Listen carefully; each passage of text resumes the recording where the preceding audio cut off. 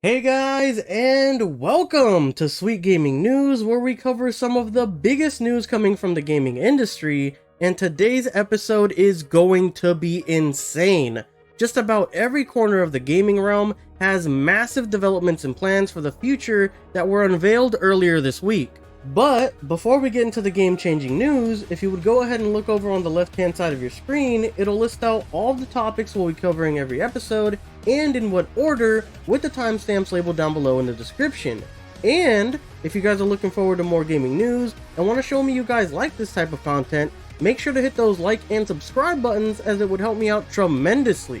Starting us off for today, we have news coming out of the Sony side of things that have indicated that PlayStation has been working on developing a new handheld console. And no, it's not just another iteration of the PlayStation Portal, at least from the details we've gotten so far.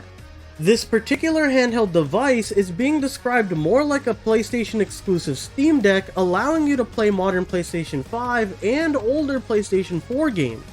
Although personally, I would love to see this handheld device go all the way back to PS1 titles, and if that's not possible, at least have games make a return from their prior handheld game libraries, like the PSP or PS Vita titles.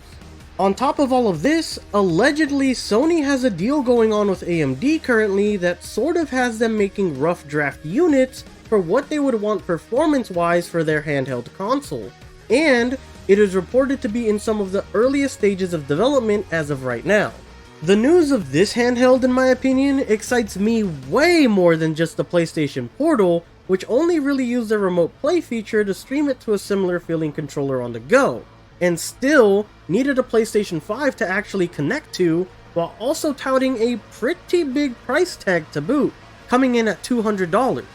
I just can't fathom that a handheld would be priced higher than their mainstream console, being the PlayStation 5, so if I were getting an independent console, with the normal online functions expected nowadays, like being able to connect to the internet, being able to access streaming services, being able to access an internet browser, and I was able to take my games on the go, I personally wouldn't mind having a bigger price tag to reflect that.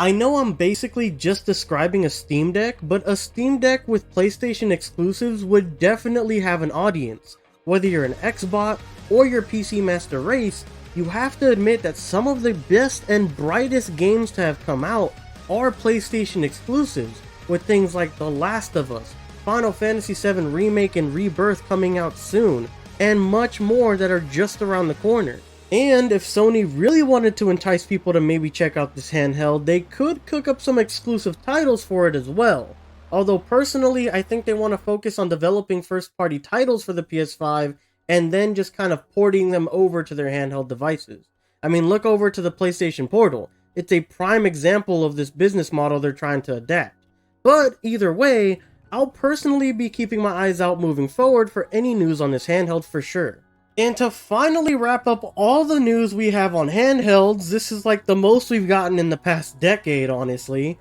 Xbox is also allegedly working on their first official handheld, but almost no information is known other than it potentially having a docking function kind of like a Nintendo Switch, and that it would probably be coming along with the next generation of Xbox systems. Moving on to the next topic, we have some huge industry-defining moves coming from the Microsoft side of things. There have been many recent reports coming out that allegedly Xbox flagship titles, new and old, counting games like the Halo series, the Gears of War series, Starfield, and even titles not out yet, like the new Indiana Jones title, are all moving on to being multi-platform games. This would mean Xbox could move to having no actual exclusives that are drawing people into buying their consoles, and could shake up the very foundation of the gaming industry, as this could influence console and game sales on a whole new level that we've just never seen before. On one hand, you have the possibility that their console sales would probably start getting negatively affected, but on the other hand, opening their games to anyone interested in them could open them up for sales numbers that their exclusives have just never seen before. Earlier last year, during the Activision Blizzard FTC debacle, one of the major points that they were making against Microsoft is that they might be too close to monopolizing the industry if they were allowed to acquire those assets and company. During the debacle, Microsoft actually made a couple of key statements. One was that they wouldn't just make those acquired IPs Xbox exclusive, namely being Call of Duty, since it was one of those flagship titles that sells insane numbers year after year. While two, also admitting that in the earlier generation, that they had lost the console war, and for every 8 PlayStation exclusives, there was only one to match that on the side of Xbox. Because of these numbers and their acquisition of talent and studios that has yet to skew the numbers in Microsoft's favor, it looks like their new approach to reach new heights in numbers might be making all of their games multi-platform to be able to try and recoup all the money they've put into acquiring new IPs and companies.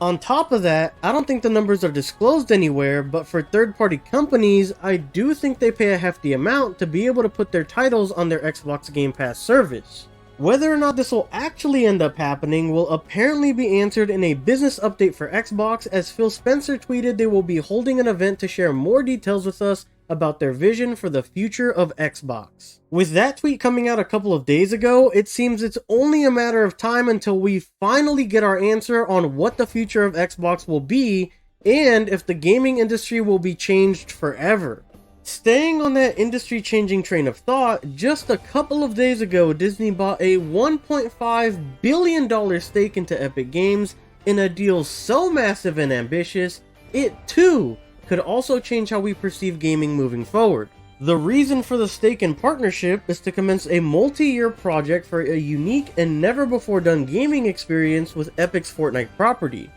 Using their own words, it'll allow consumers to play, watch, shop, and engage with content, characters, and stories from Disney, Pixar, Marvel, Star Wars, Avatar, and more.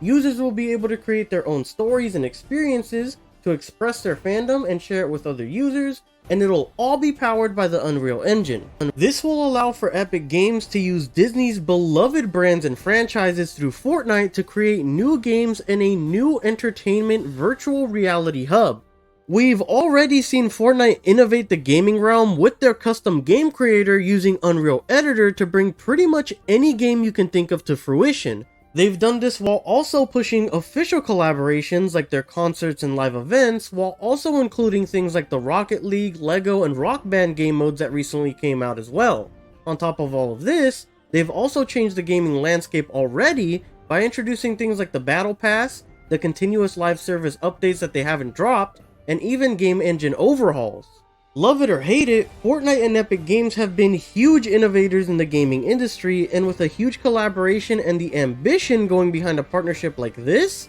I don't see this stopping anytime soon. I myself dabble in some Fortnite every now and then, and with the game being free and now having an official partnership with Disney and getting the rights to using their IPs, I can definitely see them having a death grip on younger audiences more than they might have already. Just off the top of my head, one thing I could really see them doing is they could essentially have it to where you could experience full-on shows or premieres for movies, like let's just say the newest Avengers movie, with your friends in Fortnite in a virtual red carpet movie theater experience. All while rolling up to your virtual seat in style with your favorite Disney skins and having a chance to purchase physical or digital goods that relate to that IP. I'm not saying that's where I want to see stuff go, but I'm saying that's definitely one of the many directions they could take a collaboration like this. Honestly, the possibilities are pretty much endless. I myself am not the biggest Fortnite fan, but I'm definitely going to be keeping an eye out on what direction they choose to take this partnership moving forward.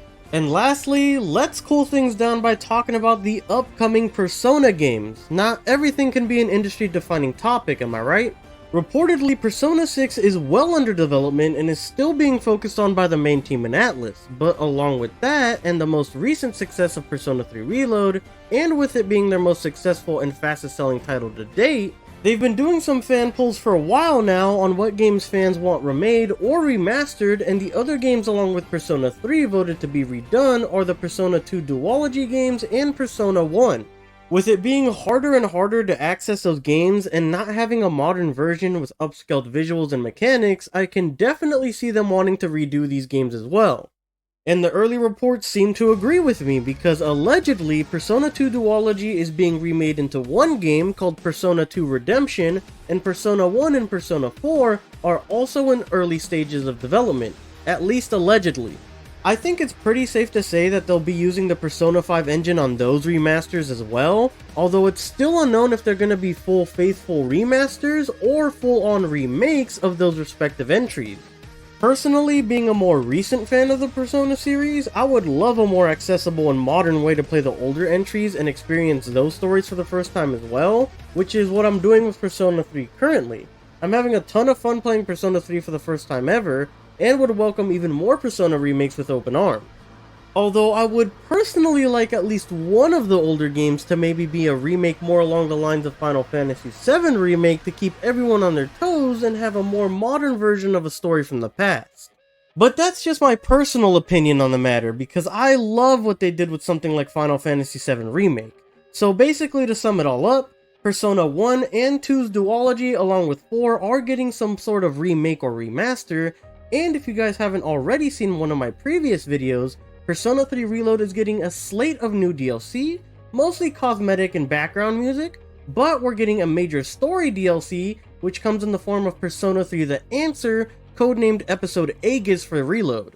Anyways guys, that is all we have for today on our segments on Sweet Gaming News. If you guys found this at all informational or entertaining, please make sure to hit those like and subscribe buttons so they help me out against the super boss that is the YouTube algorithm. For more gaming news, playthroughs, and breakdowns, make sure to keep it tuned right here. Thank you guys so much for watching, and I hope to catch you guys next time. Peace!